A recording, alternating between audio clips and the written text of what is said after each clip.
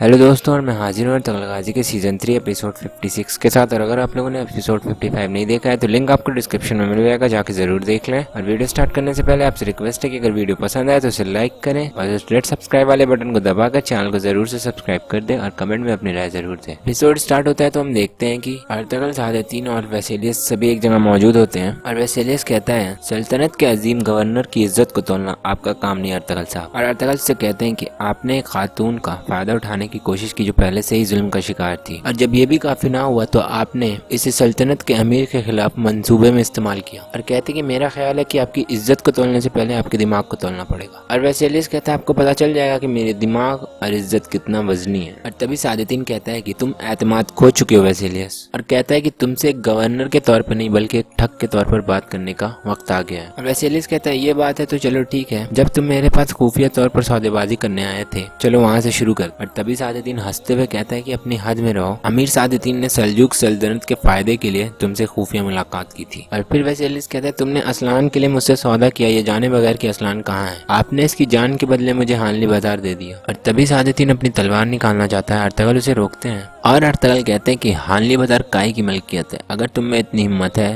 तो जंग करके ले लो। और इससे कहते हैं कि जो सराय तुम तलवार से हासिल नहीं कर सकते अपनी साजिशों से भी हासिल नहीं कर सकते। और वेसेलियस कहता है, मैं यहाँ वो लेने आया हूँ जो मेरा हक है और मैं वो लेकर आऊंगा। और अर्तगल से कहते हैं कि तुम यहाँ मरने आए वेसेलियस। और फिर वहाँ तलवारें निकल जाती हैं और जंग शुरू हो जाती है। काय कबीले के सिपाही वेसेलियस के सिपाहियों को मार गिराते हैं और अर्तगल और वेसेलियस के दरमियान जंग रहती है और इन दोनों लोगों के बीच जंग चल रही होती है। और दूसरी तरफ हम देखते हैं कि बमसी बेहोश पड़े होते हैं। टियो बमसी को बेहोश करके उनके हाथ पैर में रस्सी बांध देता है। और तभी वहाँ कुछ घुड़सवार पहुंचते हैं और फिर वो बमसी को उठाकर घोड़े पे रख देते हैं। और इधर हम देखते हैं कि अर्तगल की तलवार वेसेलियस की गर्दन पर होती है। और वेसेलियस अर्तगल से कहता है कि अगर आप बमसी से दोबारा मिलना चाहते हैं तो इस तलवार को मयान में रख दें अर्तगल साहब। और वेसेलियस अर्तगल से कहता है कि आपका ख्याल था कि आप मुझे जाल में फंसाएंगे, लेकिन मैंने एहतियात बरती थी। और फिर हम फ्लैशबैक में देखते हैं कि वेसेलियस टियो से कह रहा होता है कि सादेतीन मुझे फंसाने के लिए अर्तगल से इत्तेहाद कर सकता है, इसलिए मुझे बमसी की जरूरत होगी, वो तुर्क मेरी जिंदगी का जमानत होगा। और उससे कहता है कि तुम बमसी को लेकर लंबी वादी में इंतजार करो। और इधर अर्तगल वेसेलियस को घूर रहे होते हैं। और दूसरी तरफ हम देखते हैं कि टियो बमसी को अपने साथ घोड़े पे लाद कर ले जा रहा होता है। और हम देखते हैं कि तभी बमसी को होश आ जाता है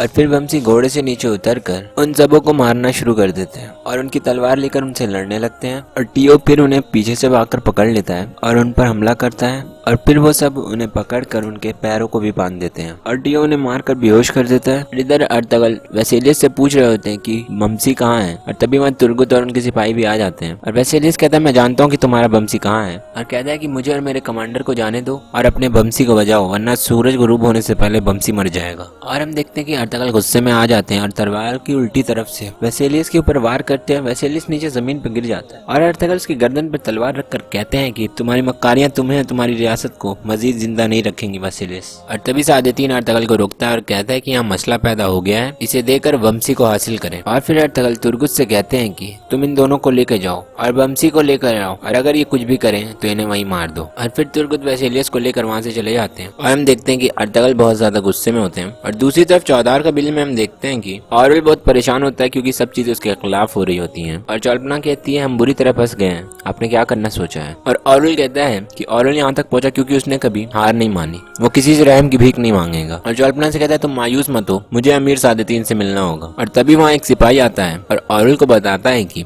हानली बाजार में अर्तगल साहब और सादेतीन मुत्तहिद हो गए और इन्होंने वेसेलियस के सिपाहियों को मार दिया। और ये सुनकर ऑरल गुस्से में आ जाता है और कहता है कि अमीर सादेतीन ने अमन में खलल डाला। और उस सिपाही उन्हें बताता है कि सुना है ये असलाह खातून की वजह से हुआ है। और वो सिपाही ये भी बताता है कि अर्तगल के सिपाही वेसेलियस को ले गए हैं। और ऑरल पूछता है कि वेसेलियस कैसे चला गया। और वो बताता है कि उन लोगों ने बमसी को पागमाल बनाया, गवर्नर की जिंदगी के बदले बमसी की जिंदगी। और ऑरल फिर पगला जाता है और चिल्लाने लगता है कि अमीर सादेतीन और अर्तगल कैसे मिल सकते हैं। और चौल्पना से कहता है कि तैयार हो जाओ, हम अभी यहाँ से निकल रहे हैं। और वो पूछती है कहाँ। ऑरल कहता है इत्तेहाद तोड़ने, अमीर सादेतीन से मिलने। और दूसरी तरफ हम देखते हैं कि सादेतीन असलान से महल में शादी होने की बात पर जवाब मांग रहा होता है। और असलान कहती है, जैसा आप मुनासिब समझे कर लें। और सादेतीन कहता है कि अगर मुझ पर होता तो मैं आज रात तुर्क सरदारों की जिरगे के बाद फौरन ही आपसे शादी कर लेता। और असलान कहती है, मैं चाहती हूँ कि अलियार भाई भी मेरी शादी पर मौजूद हो। और सादेतीन कहता है, तो आपके भाई की तरफ से आपकी दुश्मनी पिघल गई, मुझे इसकी बहुत खुशी हुई। और तभी वहाँ एक सिपाही आता है और सादेतीन को एक खत देता है और कहता है कि अमीर हजरत ये सुल्तान की तरफ से आया है। और सादेतीन उस खत को पढ़ता है और अरसलान से कहता है क्या हम कभी अपनी शादी की खुशी को महसूस कर सकेंगे। सुल्तान ने मुझे फौरन वापस बुलाया। और हम देखते हैं कि सराय में जिरगे की तैयारी चालू रहती है। और तभी वहाँ हालिमा सुल्तान और हाइमा खानम आती हैं और उन लोगों के दरमियान बातें होती हैं। हाइमा खानम बमसी को लेकर थोड़ी परेशान रहती हैं और अर्तगल बमसी से थोड़ा गुस्सा होते हैं। हाइमा खानम उन्हें समझाती हैं कि उसे नहीं पता था कि वो क्या कर रहा है, वो प्यार में अंधा हो गया था। और अर्तगल कहते हैं हम हालत जंग में हैं, इस वक्त कोई भी कमजोरी हमें मुश्किल में डाल सकती है। और तभी वहाँ सादेतीन और असलान भी पहुंचते हैं और हम देखते हैं कि इसहाक अलियार साहब को लेकर भी वहाँ आ जाते हैं। और असलान उन्हें देखकर बहुत खुश हो जाती हैं। और सादेतीन अर्तगल से कहता है कि हमें बात करनी है। और दूसरी तरफ हम देखते हैं कि अर्तगल के सिपाही वेसेलियस और उसके कमांडर को बांधकर कहीं ले जा रहे होते हैं। और फिर वो लोग एक जगह रुकते हैं और तुर्गुत उनसे कहते हैं कि जिस जगह का तुमने बताया था हम वहाँ पहुंच गए, कहाँ है वो लोग। और वेसेलियस कहता है तुर्क जितनी सांसों का मजा ले सकते ले लो, वो लाजिम आएंगे। और फिर तुर्गुत उन्हें लेकर आगे बढ़ने लगते हैं। और तभी हम देखते हैं कि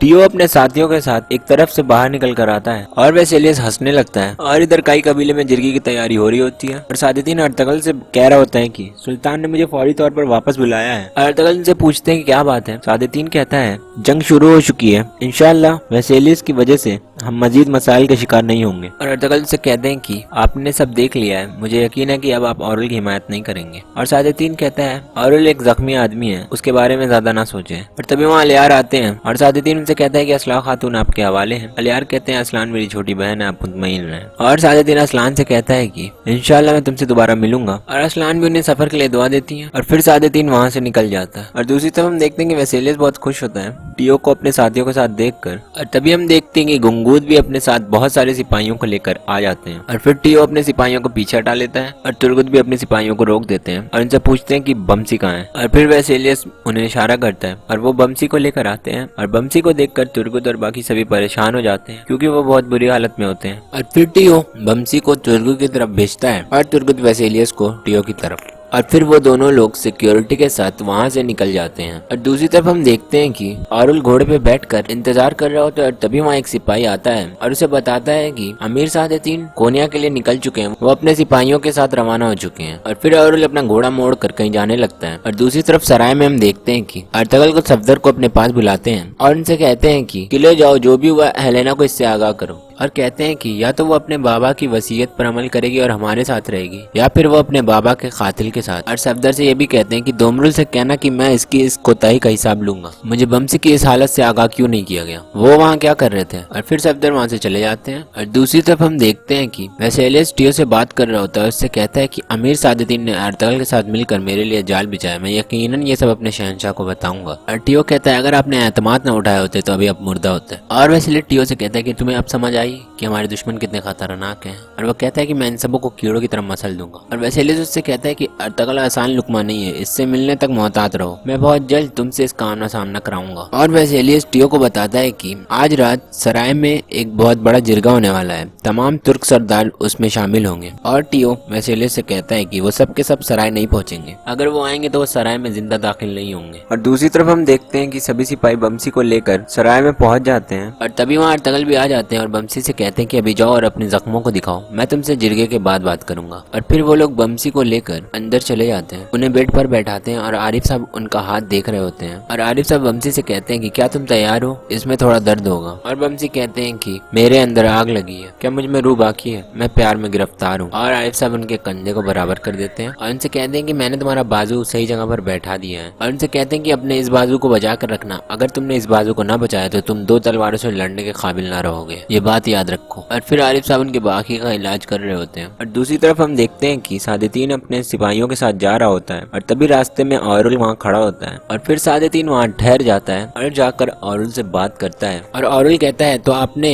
औरुल से मुंह फिरा लिया है, जिसे आप इन सरजमीनों पर राज करने के काबिल समझते थे। और सादेतीन उससे कहता है कि मुझे बोलने से पहले खुद को देखो, सोचो कि मैं कितना बेवकूफ हूँ कि अमीर हजरत की मदद के बावजूद मैं हाकिम आला न बन सका। और औरुल कहता है मैं अभी तक आपके लिए बहुत कुछ करता रहा और आगे भी करता रहूंगा। और सादुद्दीन कहता है तुमने अपनी साख को खुद बर्बाद किया है, तुम्हारे साथ इन सरजमीनों पर फतेह हासिल करना नामुमकिन है, ये मुझे अब समझ आई। और कहता है कि तुम्हारे अपने भाई बहनों को तुम पर एतमाद नहीं, मैं कैसे तुम पर एतमाद करूं, तुम इसकी तवक्को कैसे रखते हो। और इधर सराय में अलियार असलान से बात कर रहे होते हैं कि अब हमें औरुल के मामले को निपटाना होगा। और असलान से कहती हैं कि हम इनसे बात करते हैं, क्या पता वो अपने गलत रास्तों को तर्क कर दें। और अलियार कहते हैं मेरे पास औरुल के लिए अब और दर्दमंदी नहीं रही। और असलान कहती हैं इस सूरत में फिर आप इन्हें चौलपना समेत इन्हें अपने ही जहन्नम में कबीला बदर कर दें। और अलियार कहते हैं कबीला बदर करने से भी काम नहीं बनेगा। और तभी वहाँ पर कत्लोजा आ पहुँचते हैं और पहले अलियार से कहते हैं कि अल्लाह का शुक्र है कि आप ठीक हैं। और फिर उन्हें बताते हैं कि कुनूर साहब मर चुके हैं, हमें इनकी लाश सड़क के किनारे मिली। और कहते हैं सुना कि वो घोड़े से गिरकर मरे। और अलियार कहते हैं इसके पीछे भी औरुल है। और कत्लोजा कहते हैं मैं जानता हूँ कि इन्होंने अपनी हिमायत के लिए सरदारान को इकट्ठा किया था, कुनूर साहब भी आए थे, इसके बाद इन्हें किसी ने नहीं देखा। और अलियार असलान से कहते हैं कि मेरे पास और कोई चारा नहीं, अगर हमने इसे नहीं रोका तो वो रोज किसी न किसी की जान लेता रहेगा। और कहते हैं कि औरुल का मरना अब जरूरी है। और कत्लोजा से कहते हैं कि ये काम खत्म करो। और दूसरी तरफ हम देखते हैं कि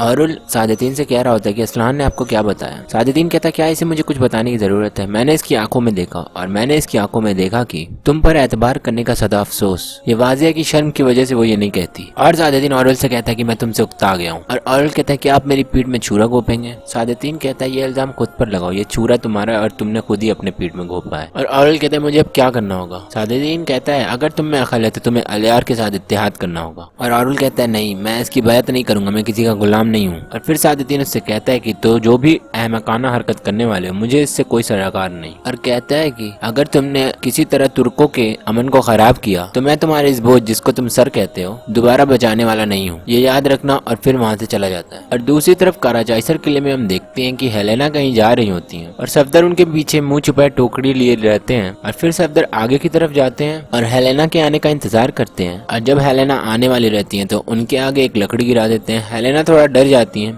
सफदर उन्हें जाके समझाते हैं और उन्हें बताते हैं कि मुझे अर्तगल साहब ने भेजा है और जो भी वहाँ हुआ सारी बातें उन्हें बताते हैं। और अर्तगल की कई हुई बातें भी उन्हें कहते हैं और उनसे कहते हैं कि अर्तगल साहब का कहना है कि आपके बाबा का कातिल भी वही है। और उनसे कहते हैं कि कल दोपहर को मैं यहाँ आऊंगा, अगर आप अपना फैसला बताना चाहती हैं तो यहाँ आए। और यहीं पर एपिसोड खत्म हो जाता है। उम्मीद है आपको वीडियो पसंद आया होगा। अगर पसंद आए तो वीडियो को लाइक करें, चैनल को सब्सक्राइब करें और कमेंट में अपनी राय जरूर दें। Thanks for watching. और फ्रेंड्स मैं आप लोगों से शेयर करना चाहता था, ये मेरे एक दोस्त का गेमिंग यूट्यूब चैनल है जहाँ पर वो COD और PUBG की वीडियो डालता है और बहुत ही अच्छा खेलता है। और एक जरूरी बात जो मैं आपको बताना चाहता हूँ कि जो लोग भी गेमिंग के शौकीन हैं, अगर आप चाहें तो उसके साथ भी गेम खेल सकते हैं। वो काफी अच्छा खेलता है, उसकी गेमिंग स्किल्स बहुत अच्छी हैं, आपको उसके साथ खेल के मजा आएगा। आप कमेंट में उसे बोल देंगे, वो आपको ज्वाइन कर लेगा। तो प्लीज आप लोग उसकी वीडियोस को देखें एक बार। अगर आप लोगों को पसंद है तो चैनल को सब्सक्राइब करें और वीडियो को लाइक करें, कमेंट करें। और चैनल का लिंक आपको डिस्क्रिप्शन में मिल जाएगा, तो जाकर जरूर देखें।